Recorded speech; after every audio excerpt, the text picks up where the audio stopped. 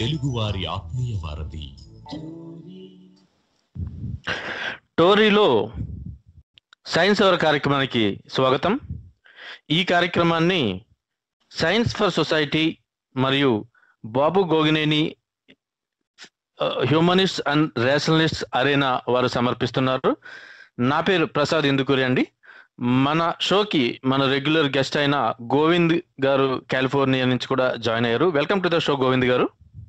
నమస్తే అండి ప్రసాద్ గారు, thank you very much. Yeah, మనము లాస్ట్ వీక్ కోపర్నికస్ గారి గురించి ఆయన హీలియోసింథసిజం అంటే సూర్య కేంద్ర సిద్ధాంతాన్ని ప్రతిపాదించటం గురించి మనము ఒక షోలో చెప్పుకున్నాము, డిస్కస్ చేసుకున్నాం. శరత్ గారు కూడా మనతో పాటు జాయిన్ అయ్యారు. సో అరిస్టాక్రస్, అరిస్టాటిల్, టోలమీ అంతకుముందు వాళ్ళు వర్క్ చేసిన వాళ్ళు చేసిన వర్క్స్ ని ఆధారంగా తీసుకుంటూ వాటిలో ఉన్న క్యాలిక్యులేషన్స్ ని తీసుకుంటూనే అందులో ఉన్న సిద్ధాంతపరంగా ఉన్న లోపాలని, తప్పుల్ని ఎత్తి చూపుతూ ఆయన కూడా మనకి ఈ సైన్స్ కి ఆయన చేసిన కంట్రిబ్యూషన్ గురించి, అంటే ఈ రెనెసాన్స్ ఎరా మ్యాథమెటిషియన్ కింద ఎవరైతే చెప్పుకుంటున్నామో, అంటే పునర్వికాసము ఎప్పుడైతే మనకి అంటే మనకి ఫ్రెంచ్ లో రీబర్త్ అన్న మీనింగ్ ఉంటుందండి రెనెసాన్స్ అంటేనే. మనకి 1300 నుంచి 1500 సంవత్సరాల మధ్యలో ఇటలీలో మొదలయ్యి ఈ ఆర్ట్స్ అండ్ ఐడియాస్ దగ్గర మొదలైన ఈ గ్రేట్ రెవల్యూషన్ అన్నది ఆ తర్వాత, అంటే ఇది దాదాపు 1453లో ఎప్పుడైతే ఈ కాన్స్టాంటినోపుల్ అన్నది సామ్రాజ్యం అంతమైపోయిందో, పతనం అయిపోయిందో, ఫాల్ ఆఫ్ కాన్స్టాంటినోపుల్ అంటారు. అది అయిన తర్వాత lot of people they began doubting church had all the answers అని. అంటే మతం అన్నది, లేదంటే ఒక చర్చ్ అన్నది, ఒక క్రిస్టియానిటీ అన్నదో, మతము అన్నిటికీ సమాధానం చెబుతోంది, అన్ని సమాధానాలు మతం దగ్గర ఉన్నాయి అన్న విషయాన్ని నమ్మటానికి సిద్ధంగా లేకుండా బయటికి వచ్చి ఆలోచించటం మొదలుపెట్టి, మళ్ళీ అంతకు ముందు ఎప్పుడైతే గ్రీకుల దగ్గర, రోమన్ల దగ్గర ఉన్న ఐడియాలు కానీ, ఫిలాసఫీ కానీ, ఈ జిజ్ఞాస కానీ, నేర్చుకోవాలనే తపన కానీ, ఈ థియరీస్ కానీ, ఇవన్నీ ఏదైతే మళ్ళీ చర్చ్ అండర్లోకి 1000 సంవత్సరాలు యూరోప్ వెళ్ళిన తర్వాత అవి అక్కడి నుంచి మళ్ళీ అరబిక్ లోకి ట్రాన్స్ఫర్ అయ్యి అరబిక్ ఏరియా, అరేబియా ప్రాంతంలో ముందుకు వెళ్ళటం జరిగింది. ఫర్ వాట్ ఎవర్ రీజన్ అక్కడ వాళ్ళకి ఈ ఎలిక్జర్ అని కానీ, ఒక అమృతం అనో, లేదంటే మనకి బంగారం ఆల్కెమీ, ఇలాంటి కొన్ని మెటల్స్ ని, వాటిని ప్రీషియస్ మెటీరియల్స్ ని తయారు చేయాలి, లేదంటే అలాంటివి పొందాలి అనే ఆశతో అయినా సరే వాళ్ళు ప్రమోట్ చేసి, ఇలాంటి సైన్స్ ని ప్రమోట్ చేయటం, అంటే పరిశోధనల్ని ప్రమోట్ చేయటం. అలాగే ఈ గ్రీకు, రోమన్ల దగ్గర నుంచి ట్రాన్స్ఫర్ అయినవి అక్కడ మళ్ళీ కొద్దిగా వాళ్ళు వాల్యూ యాడ్ చేసిన తర్వాత, ఎప్పుడైతే మళ్ళీ రోమన్ సామ్రాజ్యం ఈ ఫాల్ ఆఫ్ కాన్స్టాంటినోపుల్ జరిగిందో, ఆ సమయానికి మళ్ళీ అవి వెనక్కి రావటం, మళ్ళీ పునర్తర్జుమా చేయటం, మళ్ళీ గ్రీకులోకి రావటం. అలాగే గ్రీసు నుంచి ఈ స్కాలర్స్ అందరూ కూడా ఇటలీకి వచ్చి అక్కడ అకాడమీస్ ని స్థాపించి, ఈ ఫ్లోరెన్స్, పడువా అని ఈ ప్లేసెస్ లో స్థాపించి ఈ హ్యూమనిజం అనే ఐడియాని గ్రాడ్యువల్ గా డెవలప్ చేయటం, అంటే మనిషి కేంద్రంగా, man is the focus of things and not God అని. అంటే అద్భుత శక్తులు, అతీంద్రియ శక్తులు, దైవము, మతము అన్న కాన్సెప్ట్ చుట్టూ తిరిగే. అందుకే మనకి రెనెసాన్స్ లో స్టార్టింగ్ లో కూడా ఇప్పుడు మీరు చూస్తే ఈ ఆర్ట్ కి సంబంధించిన వాటిల్లో ఇనీషియల్ టైమ్స్ ఆఫ్ రెనెసాన్స్ లో, ఈ పునర్వికాస సమయంలో ఎక్కువ కూడా మీకు ఆ వర్క్ ఇచ్చిన వాళ్ళు కానీ, ఆ వర్క్ చేసిన వాళ్ళు కానీ, వీళ్ళు మళ్ళీ మతం దగ్గర ఉన్న మతస్థులు, లేదంటే వాళ్ళకి సంబంధించిన వాళ్ళవే ఉంటాయి. అందుకనే మీకు ఈ డేవిడ్వి కానీ, ఈ అడమ్ అండ్ ఈవ్ అని ఈ మతానికి సంబంధించిన బొమ్మలు మాత్రమే ఇనీషియల్ గా ఉంటాయి. అట్లీస్ట్ చూస్తే మనకి డావిన్సీ గారి, మైకెలాంజెలో వీళ్ళు వేసినప్పుడు, తర్వాత డావిన్సీ ఆయన లైఫ్ టైంలో ఆయన చేసిన సైంటిఫిక్ ఇన్వెన్షన్స్ అన్ని మనం చూస్తే గనక వీ కెన్ క్లియర్లీ సీ అంటే ఎక్కడ మొదలైంది, కానీ ఒక్కసారి ఈ శాస్త్రీయ పద్ధతికి అలవాటు పడి ఈ రీజన్ ని రేషనాలిటీని తీసుకుని వచ్చిన తర్వాత ఆ చేంజెస్ ఎలాగ వచ్చినాయి అన్నది గ్రాడ్యువల్ గా మనం చూడవచ్చు అనమాట. సో ఈ రెనెసాన్స్ పీరియడ్ లో ఈ పునర్వికాసం సమయంలోనే అండ్ అగైన్ మనకి ఈ సైంటిఫిక్ రెవల్యూషన్ అని అంటాం. అంటే సైన్స్ దగ్గరకు వచ్చేటప్పటికి కూడా అంటే అంతకు ముందు వరకు కూడా చాలా మంది గ్రాంటెడ్ గా కొన్ని వేల లేదంటే కనీసం కొన్ని వందల సంవత్సరాలుగా నమ్ముతున్న వాటిని ఫేస్ వాల్యూలో తీసుకుని వాటిని క్వశ్చన్ చేయన అవసరం కూడా కనపడలేనట్టుగానో లేదంటే చేసినా సరే బ్యాక్లాష్ వచ్చేది. అంటే మనకి చర్చ్ నుంచి కానీ, అంటే చర్చ్ అంటే ఒక చర్చ్ అని కాదు, చర్చ్ అంటే మతం నుంచి వచ్చినప్పుడు అంటే ఎక్కువ రోమన్ అండర్లోనే ఉండేది కాబట్టి రోమన్ సామ్రాజ్యం అనుకుంటే కనుక మనం మోస్ట్ ఆఫ్ ది యూరోప్లో బిఫోర్ రెనెసాన్స్ వరకు కూడా ఈ కాన్స్టాంటిన్ 1453వ సంవత్సరం వరకు కూడా సో అక్కడ వాటికి భయపడో లేదంటే వాటి నుంచి వచ్చే విమర్శని అలాగే మృత్యుదండనే డైరెక్ట్ గా ఇంకా నువ్వు చెప్పింది మా పుస్తకాల్లో ఉన్నదానికి వ్యతిరేకంగా ఉంది కాబట్టి నువ్వు చెప్పింది తప్పని ఒప్పుకోకపోతే చచ్చిపో అంతే. బ్రూనోని తగలబెట్టిన, గెలీలియోని హౌస్ అరెస్ట్ చేసి జీవితాంతము హెరాస్ చేసిన అంటే towards the end of his life, ఇవన్నీ కూడా ఈవెన్ మనకి ఈ కోపర్నికస్ విషయంలో కానీ ఆయన భయపడి చివరి వరకు ఆయన వర్క్స్ ని ప్రింట్ చేయకపోవటం కానీ, అలాగే కెప్లర్ గారు పని దగ్గరికి వచ్చేటప్పటికి కూడా ఇప్పుడు ఈ వీక్ మనం మాట్లాడుకునేది జోహన్నస్ కెప్లర్ గారి గురించి అండి. సో ఇప్పుడు మనం చూస్తాం అన్నమాట అంటే ఆయన ఎక్కడ మొదలు పెట్టారు, ఆయన journey with math and astronomy అన్నది ఎలా జరిగింది, ఆయన కంట్రిబ్యూట్ చేసిన విషయాలు ఏంటి, ఆయనకి ఎదురయ్యే ఛాలెంజెస్ ఏంటి, ఆయన తర్వాత కూడా సైన్స్, ఆస్ట్రాలజీ, మ్యాథ్ విషయంలో తర్వాత వచ్చిన వాళ్ళు ఎవరైతే ఈ సైంటిఫిక్ రెవల్యూషన్ అంటున్నామో అంటే 1300-1400 సంవత్సరాల నుంచి 1600 దగ్గర 1700 సంవత్సరాల మధ్య కాలంలో మనకి ఈ విశ్వం మీద ఉన్న అవగాహన జీవం దాకా రాకపోయినా కనీసం విశ్వంలో ఉండే హెవెన్లీ బాడీస్ అనబడే ఈ ప్లానెట్స్ మీద, స్టార్స్ మీద, గెలాక్సీస్, కనీసం ప్లానెట్స్ స్టార్స్ వరకు, అప్పుడు యూనివర్స్ అంటే కనపడేదే యూనివర్స్ అన్నట్టుగా ఉండేది కాబట్టి డెఫినేషన్ అలా తీసుకున్నా కానీ ఈ అండర్స్టాండింగ్ ని కంప్లీట్ గా ఒక పారాడిమ్ షిఫ్ట్ లాగా అని ఏదైతే అంటారో ఈ అండర్స్టాండింగ్ ని మార్చిన ఈ ప్రయత్నానికి వర్క్ చేసినటువంటి వాళ్ళు కోపర్నికస్ గారు, Kepler, Galileo and Newton. So వీళ్ళు ఈ తర్వాత గెలీలియో కానీ లేదంటే న్యూటన్ కానీ ఈ Kepler's laws of planetary motions use చేసి ఆయన ఇంకా వీటికి సమాధానాలు తీసుకొచ్చారు. ఇవన్నీ మనం చాలా ఇంట్రెస్టింగ్ గా డిస్కస్ చేసుకోవచ్చండి ఈ వీక్. సో ఇది మనకి ఈ బ్యాక్ డ్రాప్ ఏంటి అనేది చూస్తే గనక ఆ సమయం అన్నది కరెక్ట్ గా అది ఇట్స్ ట్రాన్సిషన్ ఫేజ్ అని చెప్పుకోవచ్చు. అంటే కంప్లీట్ గా మతం ఆధీనంలో ఉన్న middle ages or dark ages అంతమైపోయే సమయం, అలాగే అప్పుడప్పుడే ఈ ఆర్ట్స్ విషయంలో కానీ ఐడియాస్, అలాగే ఫిలాసఫీ లేదంటే ఈ స్కల్ప్చరు అలాంటి మొత్తం చాలా విషయాల్లో మనకి ఇంతకుముందు బిఫోర్ లాస్ట్ ఇయర్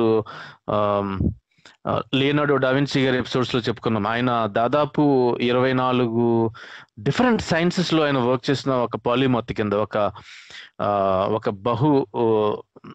బహుభాష లేదంటే బహుముఖ ప్రజ్ఞాశాలి కింద అయితే ఏ రకంగా చెప్పుకున్నాం అంటే నాట్ జస్ట్ ఫ్రమ్ సైన్స్, ఆయన ఇన్వెన్షన్స్ కానీ, ఆయన మిలిటరీ ఆయన ఫ్లైట్ కి సంబంధించినవి వర్క్ చేశారు, జియాలజీ, జియోగ్రఫీ, క్యాలిగ్రఫీ అంటే మ్యాప్స్ అది వేయటం దగ్గర నుంచి అన్ని చాలా సైన్సెస్ లో, అలాగే లైట్ మీద వర్క్ చేశారు, డ్రాయింగ్స్ మీద వర్క్ చేశారు, స్కల్ప్చర్, పెయింటింగ్, ఇలా చాలా రకాలుగా వర్క్ చేయటం అన్నది మనం చూస్తాం డావిన్సీ గారి విషయంలో. అందుకే ఆయన మనం ద రెనెసాన్స్ మ్యాన్ అని కూడా మనం పిలుస్తాం అనమాట. ఎందుకంటే he has contributed a lot. పునర్వికాస సమయంలో ఆల్మోస్ట్ అన్ని fields of sciences and arts లో ఆయన ది బెస్ట్ కింద వర్క్స్ చేయటం అన్నది మనం ఆల్రెడీ డిస్కస్ చేసుకోం అనమాట. సో ఇది బ్యాక్ డ్రాప్ అయితే కనుక మనకి ఇప్పుడు ఇంట్రొడక్షన్కి వస్తేనండి గోవింద్ గారు, ఈ రోజు మనం డిస్కస్ చేసుకోబోయేది జోహెనెస్ కెప్లర్ గారి గురించి. మనం అందరికి గుర్తుండి ఉంటుంది కెప్లర్ అన్న విషయం వస్తే కనుక మనకి గుర్తొచ్చే విషయం ఏంటంటే మనకి ఇప్పుడు మనం చదువుకున్నప్పుడు ఐ థింక్ ఇంటర్మీడియట్ సమయంలో ఫస్ట్ ఇయర్ ఫిజిక్స్ అనుకుంటా నాకు గుర్తుండి mostly Kepler's laws of planetary motion గురించి మనం అందరం చదువుకునే ఉంటాం. అంటే న్యూటన్స్ కంటే ముందుగానే వస్తుంది లైట్ గా. కెప్లర్స్ లాస్ తర్వాత ఐ థింక్ గెలీలియో గురించి, న్యూటన్స్ గురించి, వీటి గురించి కూడా మనం చదువుకునే ఉంటాం. సో అంటే ఇప్పుడు ఒకసారి మనం వెనక్కి తిరిగి చూసుకుంటే అసలు ఆయన లాస్ ఏంటి, ఆయన లాస్ ఏం చెప్తున్నాయి అనేది డిస్కస్ చేసుకునే ముందు అసలు ఆయన పుట్టి పెరిగిన వాతావరణం ఏంటి, ఆయన చైల్డ్హుడ్ ఎలా జరిగింది, ఆయన ఎడ్యుకేషన్, ఆయన కెరీర్, అలాగే ఎవరెవరితో ఎలా వర్క్ చేశారు అన్నది చూస్తే గనక ఆస్ట్రానమీ అండ్ ఆస్ట్రాలజీ ఇవి రెండిటికి సరిగ్గా క్లియర్ డిస్టింక్షన్ లేని సమయం అది ఆయన చిన్నప్పుడు అనమాట. అంటే ఖగోళ శాస్త్రానికి జ్యోతిష్ శాస్త్రానికి ఇది క్లియర్ డిస్టింక్షన్ లేదు. అంటే మనకి జ్యోతిష్ శాస్త్రం అంటే ఇప్పుడున్నదనే కాదు, ఈ ఎనీ ప్రెడిక్షన్ అన్నది అంటే సైంటిఫిక్ గా నిలవని ఏదైనా దాన్ని దేనికైనా అట్రిబ్యూట్ చేసినా గానీ, ఎందుకంటే కెప్లర్ గారు ఆయన చదివే టైంలో ఆయన యూజ్ చేసి మ్యాథ్ యూజ్ చేసి ఆయన వేరే వాళ్ళకి, వాళ్ళ కొలీగ్స్ కి, వాళ్ళకి కూడా ఈ హారోస్కోప్స్ అవి వేయటం కూడా జరిగినట్టుగా మనకి తెలుస్తుంది. అలాంటివి మనకి లభ్యంలో కూడా ఉన్నాయి. సో ఇది చూస్తే గనక ఒక పక్కన రిలీజియస్ వార్స్ కూడా జరుగుతున్నాయి. అంటే ఈ క్యాథలిక్స్, ప్రొటెస్టెంట్స్, లూథరన్స్, వీళ్ళు యాంగ్లికన్స్ అంటారు కదా, ఈ డిఫరెంట్ సెక్ట్స్ ఆఫ్ సేమ్ మళ్ళీ అగైన్ క్రిస్టియానిటీలోనే ఉన్న వేరు వేరు శాఖలు. ఐ థింక్ 30 years వారు ఏదో అంటారు అనుకుంటండి, around 1600s, first quarter of 1600s ఎక్కడో జరిగినట్టుంది అది. వేరే చాలా కంట్రీస్ డివైడ్ అయిపోయినాయి మల్టిపుల్ గా. అంటే మనకి ఎక్కడ చూసినా ఐ మీన్ ఇప్పుడు బౌద్ధ మతంలోనే శాఖలు ఉన్నట్టుగానే హిందూ మతంలో కూడా శాఖలు, వర్ణాలు, ఈ వైష్ణవాలు, శైవాలు మధ్యలో గొడవలు జరిగినట్టుగా 1000 సంవత్సరాల క్రితం, ఎలాగా దాదాపు 200-300 సంవత్సరాల క్రితం వరకు కూడా ఐ థింక్ బ్రిటిష్ వాళ్ళు ఉన్నప్పటికీ కూడా ఒక గుడిలో ఉండే ఏనుగుకి నామాలు ఎలా పెట్టాలి అన్న దాని మీద కూడా కోర్టు కేసులు, గొడవలు జరిగినట్టుగా మనకు తెలుస్తుంది. అంటే ఇంకా అదే కాకుండా ఇంకా మనకి అంటే ప్రసాద్ గారు నమ్మిందే అంటే మీరు అన్నారు కదా, కరెక్ట్, అదే మీరు కంప్లీట్ చేద్దరు ఆ సెంటెన్స్. నేనేమంటున్నానంటే యాక్చువల్ గా వీటి అన్నిటికీ గ్రంథాలు రాసేసారన్నమాట. ఇప్పుడు గుడిలో చూడండి మనకి కొన్ని రకాల గ్రంథాలు ఉంటాయన్నమాట. సో అవేంటంటే ఈ దేవుణ్ణి ఎలా నిలబెట్టాలి, ఏ స్థానంలోని ఇటువైపు ఏ దిక్కు నిలబెట్టాలి, ఎక్కడ ధ్వజస్తంభం నిలబెట్టాలి, ఇటువంటివన్నీ ప్రహరీ కూడా ఆగమ శాస్త్రం కరెక్ట్, ఆగమ శాస్త్రం పరంగా ఎలాగైతే ఉన్నాయో వాటిని ఒక బ్లైండ్ గా ఫాలో అయిపోవడం ఒకటి. రెండోది ఏంటంటే అలాగా ఫాలో అవడానికి కారణం ఏంటంటే సైంటిఫిక్ గా ఇది రీజను అని చెప్పే బ్యాచ్ ఒకటి బయలుదేరింది అనమాట. వీళ్ళు ఏం చేస్తారంటే ఇప్పుడున్న సైన్స్ ప్రకారంగా ఏం జరుగుతున్నాయో ఈ మాటలన్నీ ఆగమ శాస్త్రంలో ఉండవు, కానీ వాళ్ళు అలా ఎందుకు పెట్టున్నారంటే మన పూర్వీకులు సైంటిఫిక్ గా ఆలోచించేసారు మొత్తం అంతా అని. ఈ రోజు జరిగిన సైన్స్ కి సంబంధించింది ఆ రోజు చెప్పిన ఆ నమ్మకాల వ్యవస్థ ఏదైతే ఉందో దానికి లింక్ పెట్టి, ఇప్పుడు ఇంతకుముందు మీరు స్టార్టింగ్ లో చెప్పారు ఆస్ట్రానమీ, ఆస్ట్రాలజీ అని. ఈ రెండింటి కాంబినేషన్ లో అసలు ఆస్ట్రాలజీ అనేది అసలు సైన్సే కాదు, అది అసలు ఏది కాదు, అది ఇట్ ఇస్ నథింగ్ అనమాట. అంటే రోడ్డు పైన చిలక జ్యోతిష్యం ఎలాంటిదో ఆస్ట్రాలజీ సేమ్ అలాంటిది అనమాట. అటువంటి వాటికి కాంబినేషన్ ఏదో ఉందో మీరు అన్నారు కదా, ఏనుగుకి నామాలు అడ్డంగా పెట్టాలా, నిలువుగా పెట్టాలా అని. అంటే ఏంటంటే రెండు గ్రూప్స్ విడిపోయి మా నియమాలు ఎలా ఉన్నాయి కనుక అదే ఫాలో అవ్వాలని, మా నియమాలు ఉన్నాయి ఇలా ఫాలో అవ్వాలని, దేనికి కూడా మనకి ఒక లాజిక్ కానీ ఒక రీజనింగ్ కానీ ఉండదు అనమాట. చెప్పండి మీరు. అవునవును, అదేనండి. సో అంటే ఇది అన్ని చోట్ల నమ్మకం మీద, ఈగో మీద, అహంకారం మీద, నేను పట్టిన కుందేలకి 3 కాళ్ళు అన్నట్టుగా రీజన్ కి ఎవిడెన్స్ కి ఈ స్కోప్ లేని బ్లైండ్ బిలీఫ్ ఉన్న చోట ఎక్కడైనా సరే ఇదే జరిగినట్టుగా మనకు తెలుస్తుంది చరిత్ర చూసుకుంటే. కాకపోతే వాళ్ళు అందులో బయటకు వచ్చేసారు. ఇప్పుడు విచ్ క్రాఫ్ట్ అని కానీ, ఇప్పుడు విచ్ క్రాఫ్ట్ అంటే నథింగ్ బట్ మనం చేతబడి బాణమతి చిల్లంగి ఇలాగ ఏమైతే చెప్తామో అదే అక్కడ కూడా ఉంది, యూరోప్ లో కూడా. ఇప్పుడు నల్ల పిల్లిని చూడటము అపశకనం అని మనం అనుకున్నది మన దగ్గర నుంచే కాదు, అక్కడి నుంచే వచ్చినట్టుగా కూడా తెలుస్తుంది మనకి, వాళ్ళందరూ అలాంటివి నమ్మినట్టుగా. సో ఒక పక్కన మతపరమైనటువంటి యుద్ధాలు జరుగునా, ఇలాంటి మూఢనమ్మకాలు ఉన్నా, అక్కడి నుంచే మళ్ళీ ఈ సైంటిఫిక్ రెవల్యూషన్ అనేది మొదలయ్యి ఎక్కడైతే న్యాచురల్ ఫిలాసఫీ అనుకున్న దగ్గర, లేదంటే అందులో ఒక చిన్న పార్ట్ ఫిజిక్స్ అనుకున్నది అక్కడి నుంచి బయటికి వచ్చి ఫిజిక్స్ అంటే ఇది కాదు, ఫిజిక్స్ అంటే మీకు మన విశ్వంలో మనకు కనపడే ప్రతి మ్యాటర్ కి సంబంధించిన దాన్ని ఎక్స్ప్లెయిన్ చేసే, ఈ మ్యాటర్ అండ్ ఎనర్జీకి సంబంధించిన వాటిని ఎక్స్ప్లెయిన్ చేయగలిగే ఒక సైన్స్ అన్నట్టుగా అది డెవలప్ అయ్యి అప్పటి నుంచి అది చాలా ఆవిష్కరణలకి మూల కేంద్రం అవ్వటం అన్నది ఇదంతా టైం అప్పుడు చూసుకుంటే గనక. సో మనము ఇక్కడ చూసుకుని అర్థం చేసుకోవాల్సింది కూడా ఏంటంటే, ఇలాంటివి ఏ పద్ధతి ద్వారా, ఏ శాస్త్రీయ పద్ధతి ద్వారా ఎలా మొదలయ్యారు, ఎక్కడి నుంచి మొదలయ్యారు అన్నది కాకుండా, యాక్చువల్ కరెక్ట్ ఎగ్జాంపుల్ అండి మనకి కెప్లర్ గారి చూసుకుంటే, ఆయన దేవుడిని నమ్మాడు. అంటే he believed in God, and ఆయన ఏమంటాడంటే God created the world according to an intelligent plan that's accessible through the natural light of reason అన్నాడు. కానీ ఏమన్నాడంటే, ఇది ఒక దేవుడే ఒక ఇంటెలిజెంట్ ప్లాన్ క్రితం లాగానో ఒక ఇందులో ఉండే హార్మనీ అన్నది ఏది ఉందో దాన్ని మ్యాథ్ ద్వారానే, న్యాచురల్ లైట్ ఆఫ్ రీజన్ ద్వారానే అర్థం చేసుకోవచ్చు అని బయలుదేరాడు ఆయన. సో అందుకే ఆయన ఇనీషియల్ గా సెలెస్టియల్ ఫిజిక్స్ అంటాడు, ఆయన ఆస్ట్రానమీని. ఈయన ఈ ఆర్కిటెక్చర్ ఆఫ్ యూనివర్స్ ఏంటి అన్నది అబ్జర్వ్ చేయాలి, తెలుసుకోవాలి అన్న జిజ్ఞాసతోటి, ఆశతోటి బయలుదేరిన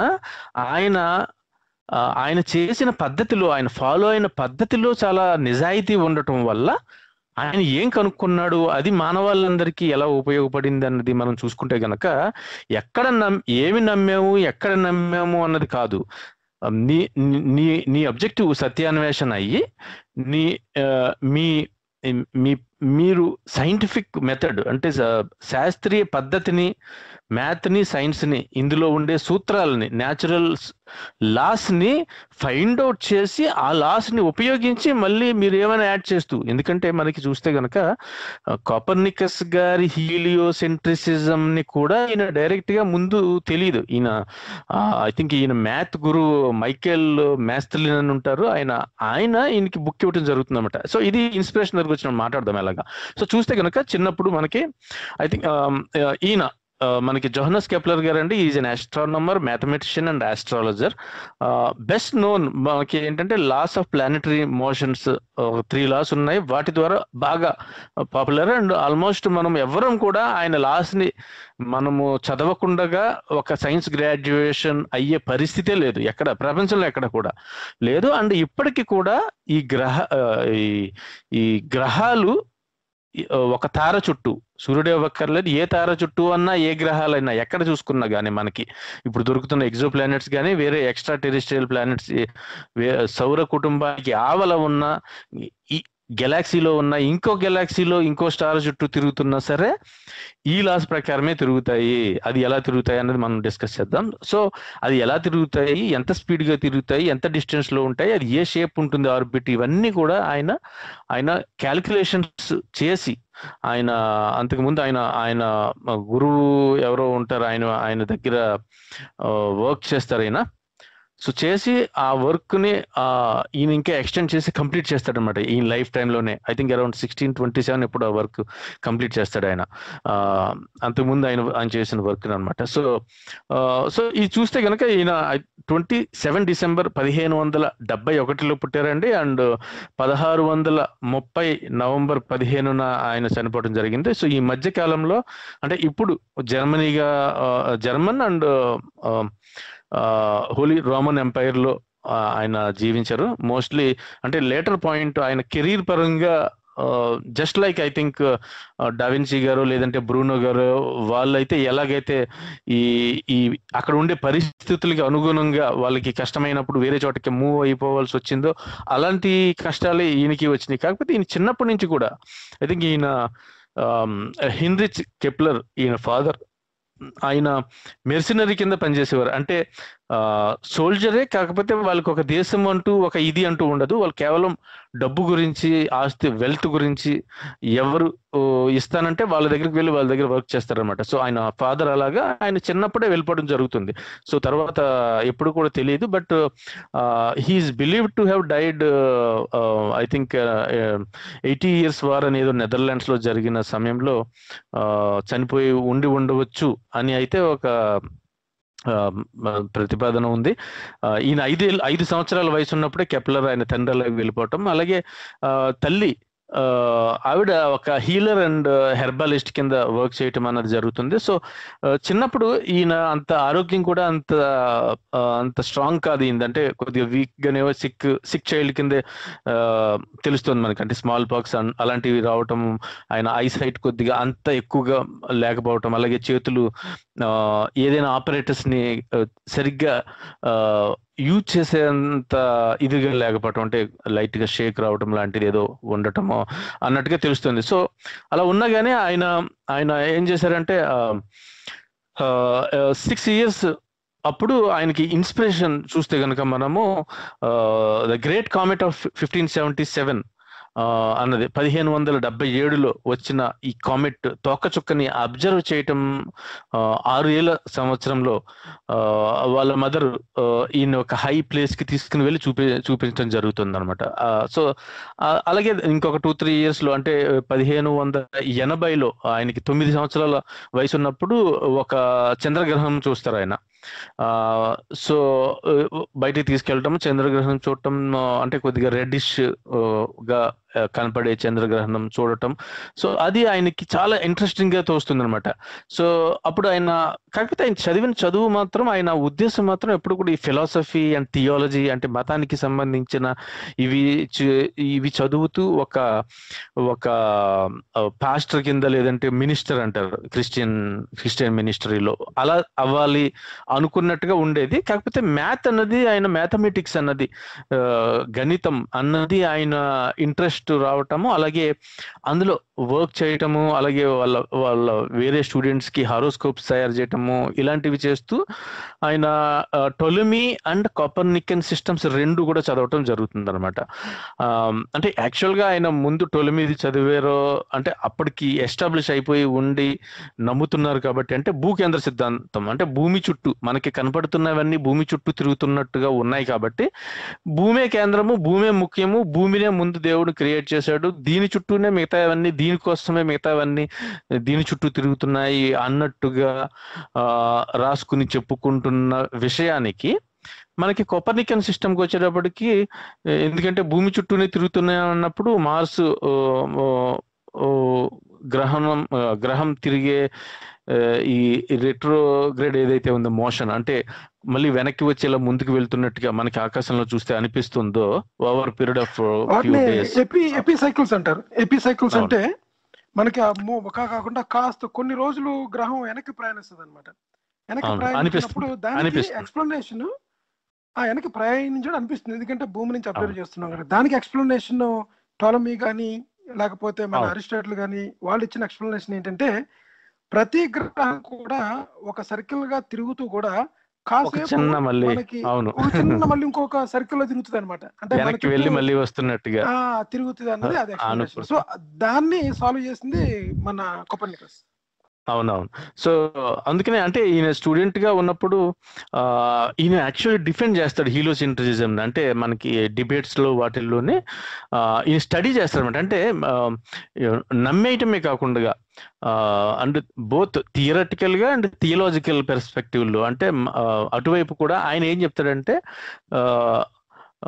అంటే మీరు చెప్పినందుకు కాదు, మనకి ఇక డేటా చూసి మాట్లాడుకుంటే గనక ఇవన్నిటికీ సమాధానం చెప్తుంది కాబట్టి బహుశా సూర్యుని చుట్టూనే మిగతావన్నీ తిరుగుతున్నాయి అన్నట్టుగా ఆయన ఆయన భావిస్తారు. ఆయన డిబేట్స్ లో వాటిలో డిఫెండ్ చేయటం అనేది మనం చూస్తాం. అంటే థియలాజికల్ గా ఎందుకంటున్నామంటే ఈయన చెప్పేది ఏంటంటే సూర్యుడు అన్నది ఈ principal source of motive power in universe కాబట్టి అన్నిటికీ ఈ శక్తి ప్రధానము, అది మనకి సూర్యుని ద్వారానే వస్తుంది కాబట్టి భూమికే ఎందుకు సూర్యునికి కూడా ఇంపార్టెన్స్ ఉండవచ్చు, సూర్యుడిని కూడా చేసి పెట్టవచ్చు, సూర్యుని చుట్టూ భూమి తిరుగుతూ ఉండొచ్చు అని. అంటే ఇది కంప్లీట్ గా మతం అన్న భావన నుంచి ఎవరో చేసి తయారు చేసి పెట్టారు, ఒక డిజైన్ చేశారు అన్న దాని నుంచి బయటకి రాకపోయినా కానీ ఎప్పుడైతే నమ్మిన దానికి ఆయన ఫాలో అయ్యే మతానికైనా సరే దానికి వ్యతిరేకంగా ఎవిడెన్స్ వచ్చిందో అప్పుడు he was ready to take it. Okay ఇదేంటో, అవును ఇదేంటో, ఈ థియరీ ఏదో ఎక్స్ప్లెయిన్ చేస్తుంది కదా సరిగ్గా, అయితే ఇదే నిజమేమో, బట్ మేబీ ఇది నిజమైతే ఇంకా ఏమేమి దొరుకుతాయి, ఇంకా ఏమేమి కనుక్కోవచ్చు, అలా కనుక్కోవాలంటే ఏమి ఉపయోగించాలి అన్న ఓపెన్ మైండ్ పెట్టుకుని వెళ్ళటం అన్నది మనం చూడొచ్చు అనమాట. అందుకనే ఆయన ఆల్మోస్ట్ ఈ థియాలజీ వైపు వెళ్దాము, పాస్టర్ మినిస్టర్ అవుదాం అనుకున్నప్పుడు ఆయన మ్యాథ్ లో చేసిన వర్క్స్, ఆయనకున్న అవగాహన చూసి ఆయన మ్యాథ్ టీచర్ మైకేల్ మ్యాస్టలిన్ అన్న ఈయన కోపర్నికస్ పుస్తకం ఆయనకి ప్రజెంట్ చేసి ఆయన చూడమంటారు అనమాట. చూడమన్నప్పుడు అంటే ఒక పొజిషన్ రికమెండ్ చేస్తారు మ్యాథ్ టీచర్ కింద, మ్యాథ్ అండ్ ఆస్ట్రానమీ టీచర్ కింద ఒక ప్రొటెస్టెంట్ స్కూల్లో గ్రాజ్ అనే ప్రదేశంలో. ఆయనకి అప్పుడు కెప్లర్ గారికి 22 సంవత్సరాలు, అది 1594లో. సో ఆ పుస్తకం చదివినప్పటికీ ఈయనకి మొబ్బులు ఇడిపోతాయి అనమాట. అంటే యాక్చువల్గా ఆయన థియరీ కరెక్ట్గా ఆయన అర్థం చేసుకున్నది అప్పటి నుంచి ఆయన లైఫ్ని స్టార్స్ని అబ్జర్వ్ చేయటం, స్టార్స్ అండ్ ప్లానెట్స్ని అబ్జర్వ్ చేయటం, వాటిని మెజర్ చేయడానికి ప్రయత్నించటం దగ్గర మొదలు పెట్టి ఆయన లైఫ్ అంతా కూడా వాటికే అంకితం చేస్తారు. కాకపోతే ఆయన స్పేర్ టైంలోనే లేదంటే జీవనం కోసం ఈ క్యాలెండర్ మేకర్ కింద హారోస్కోపీ వేరే వాళ్ళకి చేయటం కూడా చేసినట్టుగా మనకి తెలుస్తుందండి. ఇక కెరీర్ దగ్గరికి వస్తే గనక ఆయన మ్యాథ్ టీచర్ కింద మొదలైనా కానీ స్కూల్లో ఆయన ఐ థింక్ గ్రాజ్, లింజ్ అని వేరు చోట్ల ఆయన మ్యాథ్ టీచర్ కింద పనిచేశారు. ఆయన అలాగే జనరల్ వాలెన్స్టైన్ ఆయనకి అడ్వైజర్ కింద చేశారు. అలాగే ఈయన ఆప్టిక్స్ లో కూడా వర్క్ చేసినట్టుగా మనకు తెలుస్తుంది. అంటే ఈ రిఫ్రాక్టింగ్ టెలిస్కోప్ ని ఈ గెలీలియోకి సమాంతరంగా ఈయన ఆ టెలిస్కోప్ మీద పనిచేసి దాన్ని ఇంప్రూవ్ చేసినట్టుగా కూడా మనకి తెలుస్తుంది అనమాట. సో ఇప్పుడు కాకపోతే ఈయన యాక్చువల్గా ఇక్కడ ఇంట్రెస్టింగ్ విషయం చెప్పుకోవాలంటే ఈయన universe can be understood through math అని బిలీవ్ చేశాడనమాట స్ట్రాంగ్ గా. అంటే ఈ విశ్వంలో ప్రతి దానిని మనము ఏది ఎలా జరుగుతుంది అన్నది చూసినప్పుడు ఈ ఎస్పెషల్లీ సెలెస్టియల్ ఈవెంట్స్ కానీ ఇవన్నీ కూడా కొన్ని ప్రకృతికి సంబంధించిన సూత్రాలకి అనుగుణంగా జరుగుతున్నాయి, ఏది ఇష్టం వచ్చినట్టు జరగట్లేదు. సో ఆ సూత్రాలన్నిటిని కూడా మనం లెక్కల ద్వారా మనము అర్థం చేసుకోవటానికి ట్రై చేయొచ్చు. ఒక గ్రహణం ఎప్పుడు వస్తుందని కానీ, ఏ గ్రహాలు ఏ సమయంలో ఎక్కడుంటాయని కానీ, ఈ కాలాలు కానీ ఋతువులకు కానీ వీటికి సంబంధించిన విషయాలన్నిటిని కూడా లెక్కల్లో ఎమర్చవచ్చు అన్నది నమ్ముతాడు బలంగా. సో నమ్మి ఆయన 1595లోనే ఈ స్టార్స్ చుట్టూ అంటే నక్షత్రాల చుట్టూ గ్రహాలు తిరగటం అన్నది దానికి ఏదో ఒక శక్తి ఉండాలి అది అలా తిరగటానికి అని చెప్పి దాన్ని మ్యాగ్నెటిజం అంటాడు ఆయన యాక్చువల్గా. అంటే అప్పటికి ఇంకా మనకి న్యూటన్కి రావటానికి ఇంకా చాలా సమయం ఉంది కాబట్టి దగ్గర 60-70 సంవత్సరాల తర్వాత కానీ ఈ గ్రావిటీ అన్నది అంటే మనకి గురుత్వాకర్షణ అన్న కాన్సెప్ట్ దానికి సంబంధించిన ఫార్ములాస్ రావడానికి ఇంకా 1/2 శతాబ్దం పైగా సమయం ఉంది ఇంకా అప్పటికి. సో ఆయన మాత్రం ఆ ఫోర్స్కి ఏదో ఒక నేమో ఏదో ఇవ్వటం చేసి దానికి సంబంధించిన ఈ పొజిషన్స్ మీద వర్క్ చేయడం జరుగుతుంది. అది కూడా చాలా ఇంట్రెస్టింగ్ గా ఉంటుందండి. మనకి ఈ టైకో బ్రహే అని ఈయన కూడా ఒక ఆస్ట్రానమర్ అనమాట. ఈయన ఏంటంటే ఈ గ్రహాలకి సంబంధించిన పొజిషన్స్ కి సంబంధించిన చాలా డేటాని ఆయన కలెక్ట్ చేసుకుంటూ ఉంటాడు. చేసుకుని ఆ టేబుల్స్ అనమాట. అంటే ఆయన అబ్జెక్టివ్ ఏంటంటే ఫ్యూచర్ లో ఏ డేట్ చెప్పినా, ఏ సంవత్సరం, ఏ రోజున ఆ ప్రదేశం చెప్తే ఆ ప్రదేశం నుంచి చూస్తే ఏం కనపడతాయి? ఈ ఈ ఇప్పుడు for example mercury Venus transit ఉంటుంది, అంటే సూర్యుడిని ముందు మనకు కనపడతాయి, ఎందుకంటే సూర్యునికి భూమికి మధ్యలో ఇవి ఉంటాయి కాబట్టి. కానీ ఈ ప్లేన్స్ అది కరెక్ట్ గా ఎప్పుడు కూడా, అంటే ఈ జస్ట్ లైక్ గ్రహణం సమయంలో వరుసగా ఎలాగొస్తాయి, అలాగే సూర్యుడు, మెర్క్యూరీ ఆర్ వీనస్ తర్వాత భూమి ఉన్నప్పుడు ఆ ట్రాన్సిట్ అనేది మనకి సూర్యుడిలో కనపడుతుంది.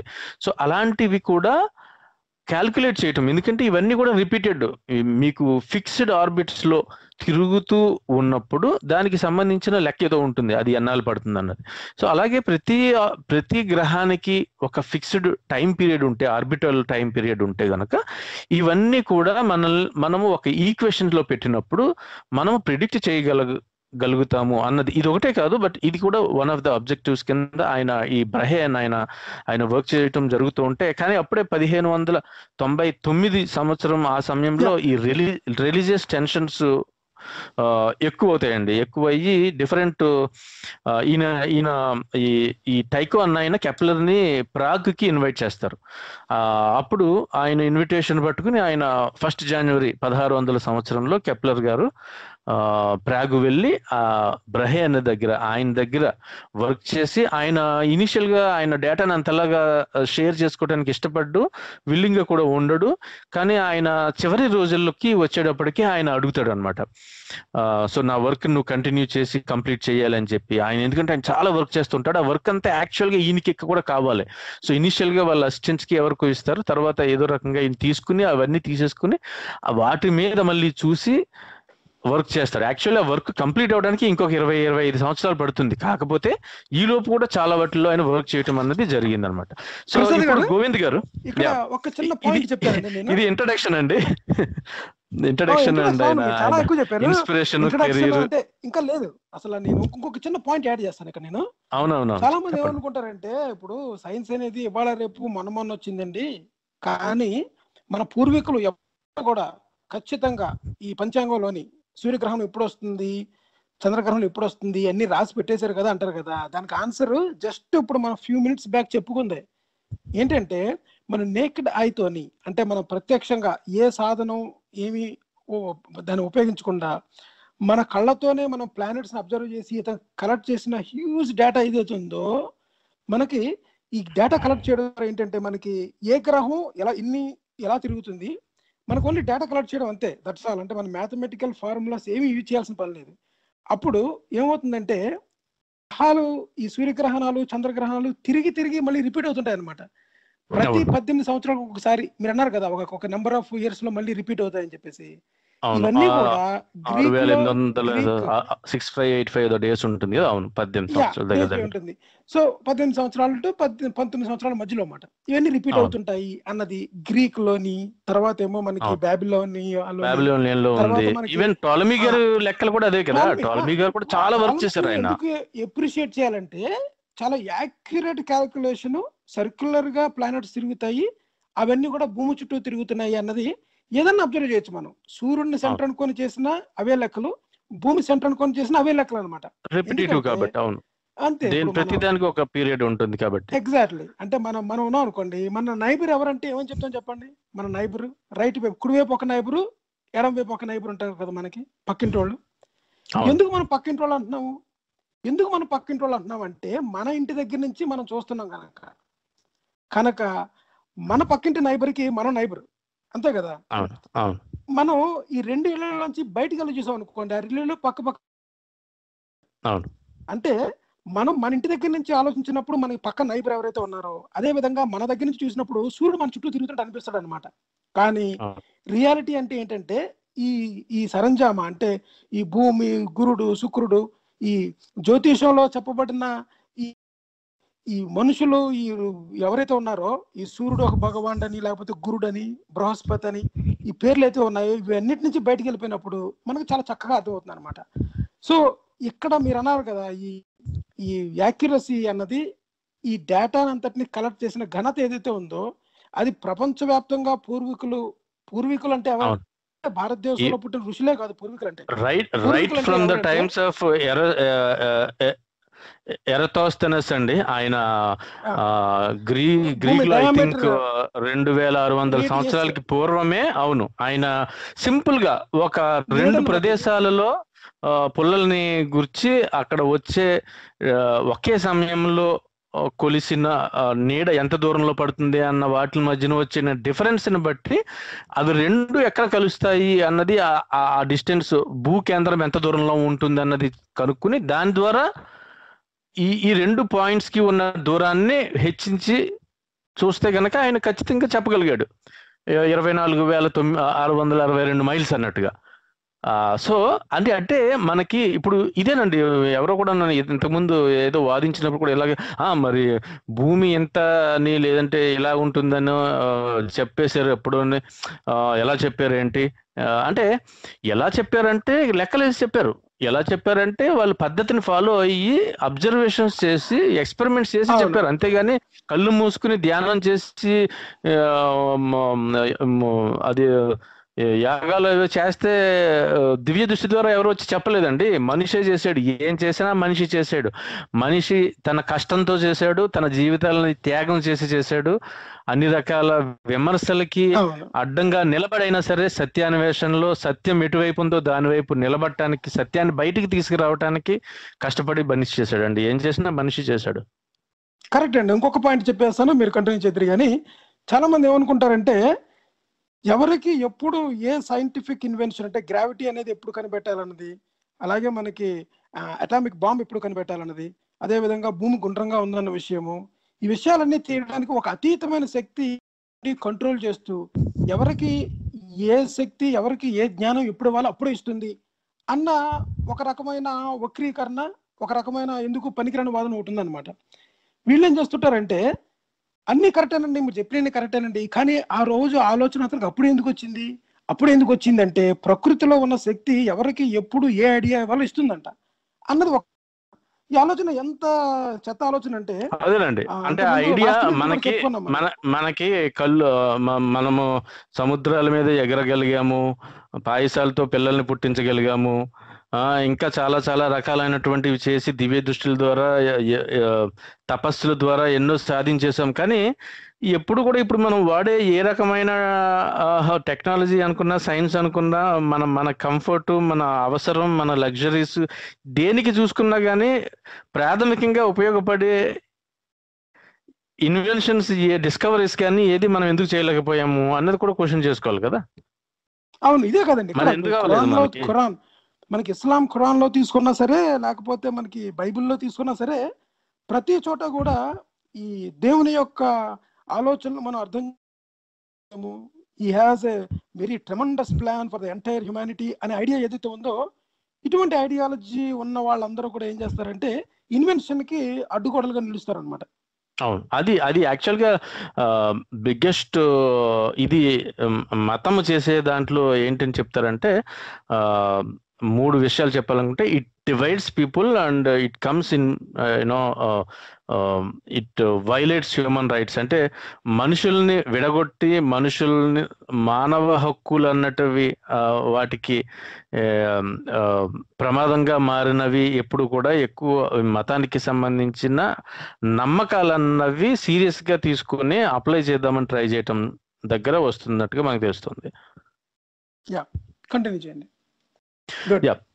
అదేనండి, అంటే ఆయన ఇంట్రడక్షన్, ఆయన చైల్డ్హుడ్ ఏంటి మనం చూస్తే గనక ఆయన వర్క్ చేసినవి అవి ఎప్పుడైతే ఈ సీక్రెట్స్ ఆఫ్ గాడ్స్ క్రియేషన్ ని డీసైఫర్ చేస్తాను అంటే, దాన్ని డీకోడ్ చేస్తాను, లేదంటే అందులో ఉన్న విషయాన్ని బయట పెట్టడానికి, లెక్క తేల్చటానికి వెళ్తున్నాను అని బయలుదేరిన ఒక వ్యక్తి తను ఎంత సైన్స్ని ప్రపంచంలో మనకి ఈ ప్లానెటరీ మోషన్స్ మీద ఉండే అండర్స్టాండింగ్ ని, అవగాహనని మార్చి తర్వాత వచ్చిన ఈ శాస్త్రజ్ఞులందరికీ ఎలాంటి ఇంపార్టెంట్ పుష్ ఇచ్చినట్టుగా ఉంటుందో ఈయన వర్క్ అన్నది ఆయనకే తెలియనట్టుగా మనకి తెలుస్తుంది ఆయన వయసులో. ఎందుకంటే కాకపోతే చూడండి, ఆయన ఉద్దేశం ఏదైనా కానీ, ఆయన ఎలాగ బయలుదేరినా కానీ ఆయన పక్కాగా మ్యాథ్ని సీరియస్గా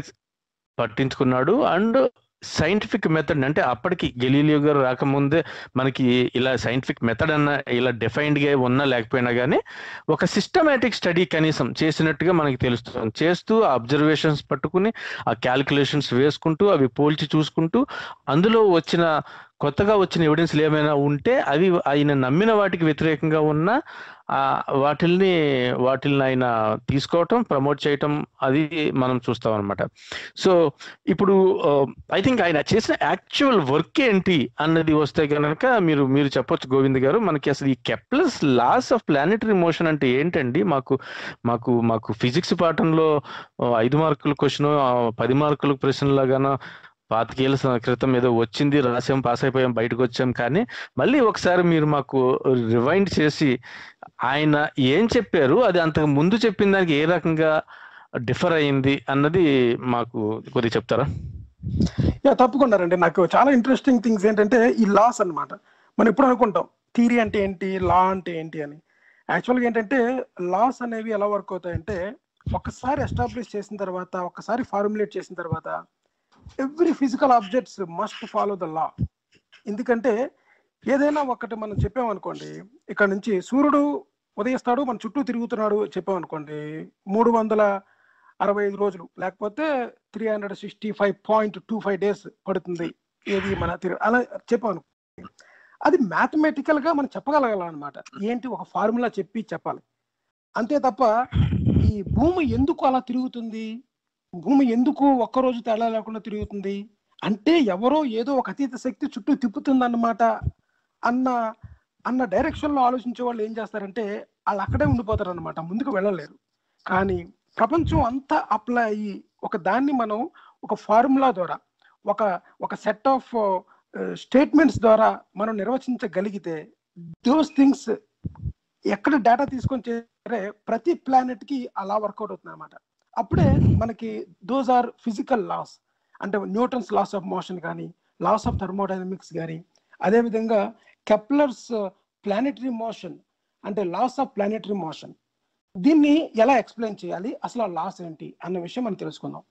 ముఖ్యంగా మనం చెప్పుకున్నాం ఈ ఖగోళ శాస్త్రాన్ని మనం అర్థం చేసుకునేటప్పుడు ఆ సీక్వెన్స్ లోని అసలు ముందు ఎవరు చెప్పారు అన్ని అయిపోయిన తర్వాత గ్రీకులు ఎలా ఆలోచించారు, ఈజిప్షియన్స్ ఎలా ఆలోచించారు, బాబిలోనియన్స్ ఎలా ఆలోచించారు, ఇవన్నీ అయిపోయిన తర్వాత మీరు అన్నారు కదా ఎనార్మస్ డేటా కలెక్ట్ చేశారని చెప్పేసి. ఈ టైకో బ్రాహే ఇతను కలెక్ట్ చేసిన ఎనార్మస్ డేటా ఏదైతే ఉందో అది ఒక లైఫ్ టైం వర్క్ అనమాట. ఈ లాస్ పైన మనకి ఈ కెప్లర్ గారు ఆ డేటాను అంతా తీసుకొని అసలు ఎందుకు అర్థం చేసుకోవడానికి ప్రయత్నించినప్పుడు ఈ కంటితో చూడడం కంటే కూడా ఈ గెలీలియో చేసిన టెలిస్కోప్ ద్వారా ఇంకా దాన్ని ఇంప్రూవ్ చేశారని చెప్పారు మీరు ఇంతకుముందు. కరెక్ట్. అది చేసిన తర్వాత చేసిన డేటా ప్రకారంగా కూడా, అబ్జర్వేషన్ ప్రకారంగా కూడా ఈ ఎస్టాబ్లిష్డ్ 3 లాస్. మీరు ఏదో చెప్తున్నారు, చెప్పండి.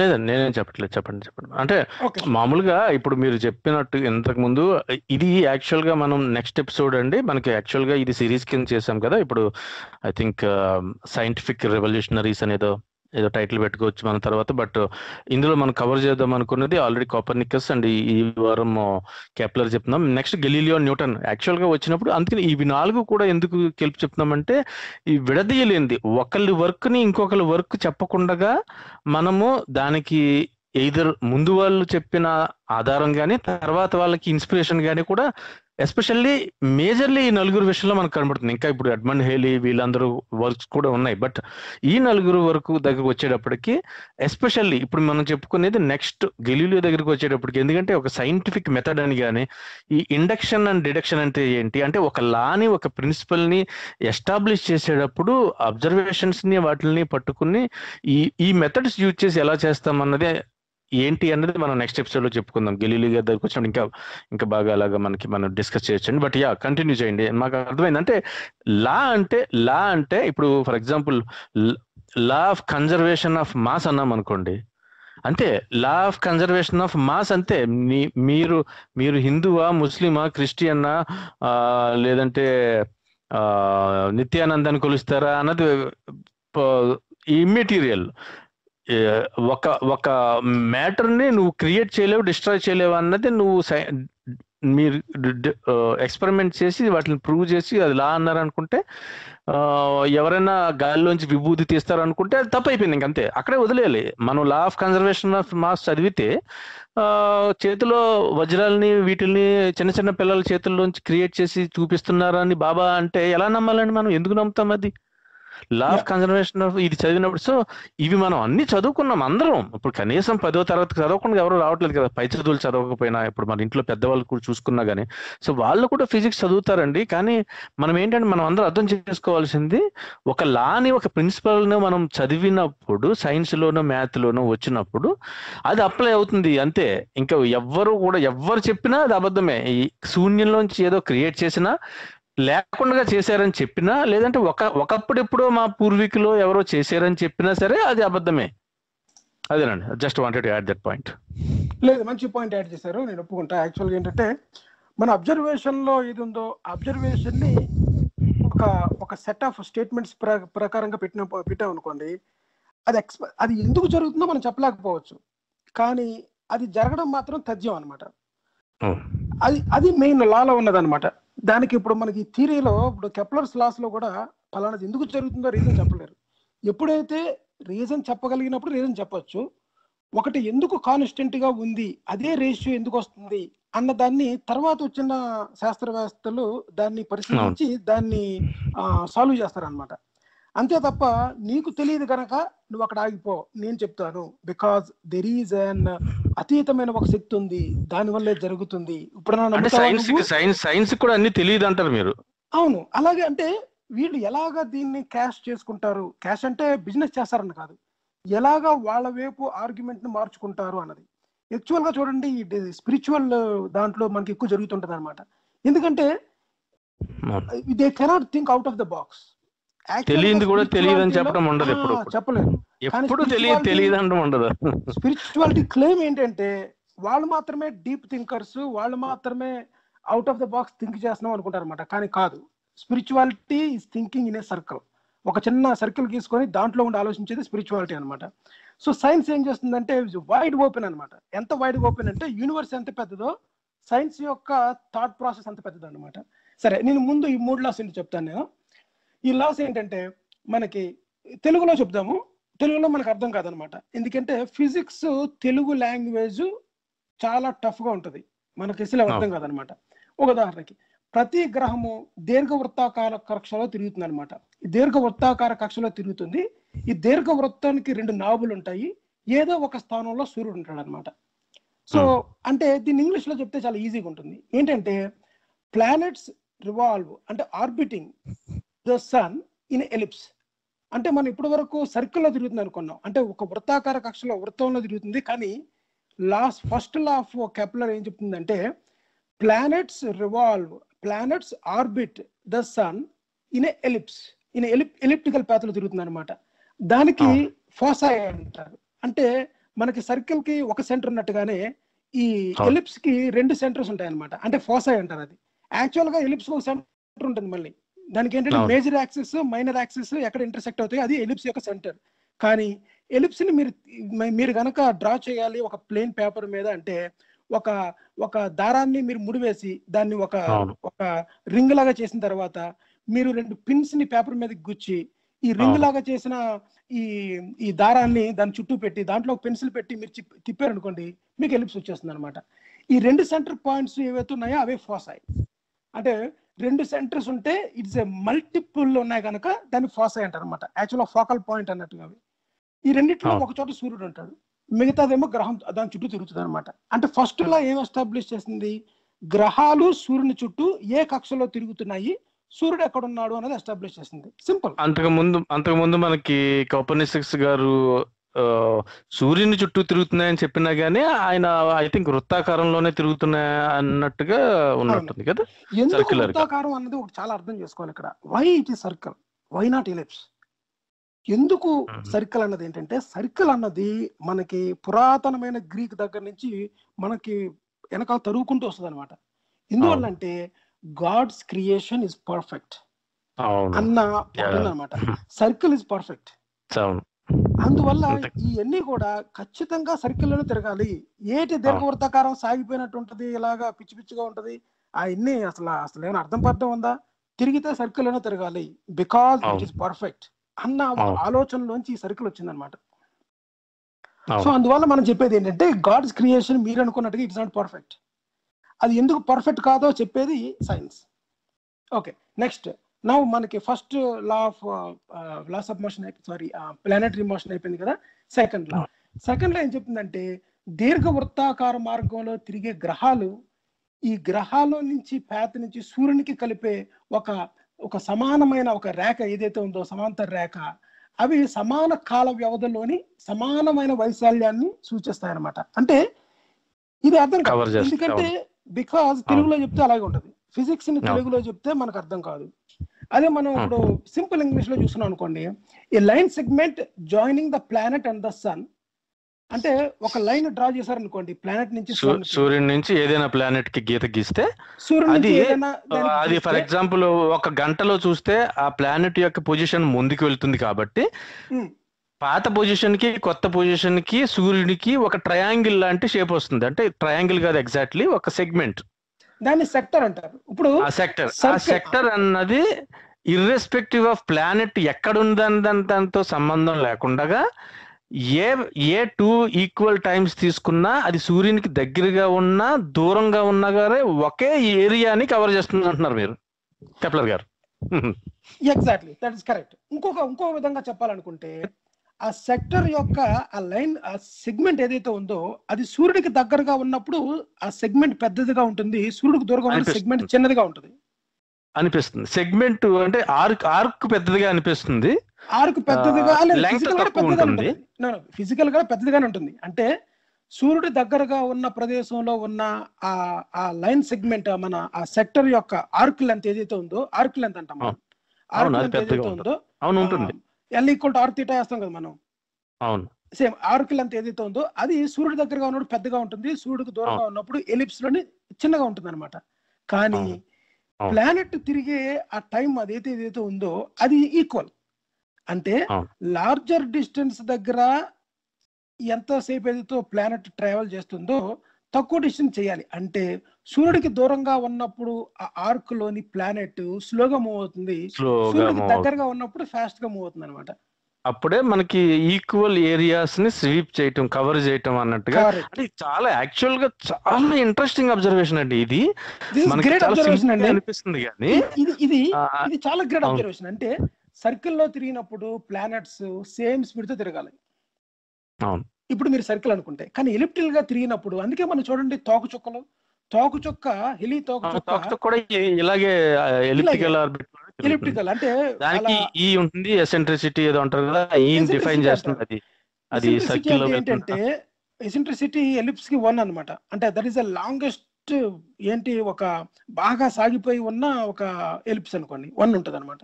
కానీ మిగతావన్నీ చూసుకుంటే మనకి ఎసెంట్రిసిటీ అనేది ఎలా ఉంటుందంటే, ఎలి తోకచుక్క అనేది సూర్యుడి దగ్గరగా వచ్చినప్పుడు చాలా ఫాస్ట్ గా మూవ్ అవుతుంది అనమాట. అంటే ఫర్ ఎగ్జాంపుల్ ఫ్యూ మంత్స్ లో మనకి సూర్యుని చుట్టూ వచ్చేస్తుంది అది. అదే కనుక మనకి అది రావడానికి మనకి 76 సంవత్సరాలు పడుతుంది. అంటే it travels very slow in that long path లో అనమాట. అంతే అది. సో ఇప్పుడు సెకండ్ మనకి ఏమి చెప్పింది, ఈక్వల్ ఏరియాస్ సెక్టర్ లో ఏవైతే ఉన్నాయో ఏరియాస్ ఈక్వల్ అయినప్పుడు వాటి యొక్క ఆర్క్ లెంత్లు డిఫరెంట్ ఉన్నప్పుడు సేమ్ ఆర్క్ లెంత్ లోని అది ఈక్వల్ టైంలో తిరుగుతుంది అనమాట. అది సెకండ్ లా అనమాట. ఇది ప్లానెటరీ మోషన్ లో. ఇంకా థర్డ్ లా అనేది యాక్చువల్ గా ఇస్ ఎ బ్రేక్ త్రూ. అంటే ఈ థర్డ్ లాని కనుక మీరు యూజ్ చేసి మిగతా ప్లానెట్స్ యొక్క స్పీడ్ ని, మిగతా ప్లానెట్స్ యొక్క డిస్టెన్స్ ని అసలు యాక్చువల్ గా మనం పూర్తిగా అసలు రేషియోస్ ని ఉపయోగించి ఒకదాని స్పీడ్ తెలిస్తే మనం ఇంకో దాని స్పీడ్ కనుక్కోవచ్చు అనమాట. అంటే the relation between the 2 planets speeds.